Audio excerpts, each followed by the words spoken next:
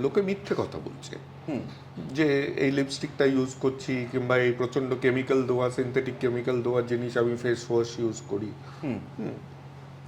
আমাদের সোসাইটির যে হিরো ওয়ার্শিপ টেন্ডেন্সিটা আছে, যেখানে একজন অ্যাক্ট্রেস যদি ইলেকশনে দাঁড়ায় সে মোরালের জিতবেই, তো আমাদের কোনো কন্ট্রোলস কি কেউ কোথাও ভাবছে যে রাখা উচিত? হ্যাঁ, মানে এইটাকে ইনফ্লুয়েন্সার মার্কেটিংটা রেগুলেট করা নিয়ে কথাবার্তা হয়েছে।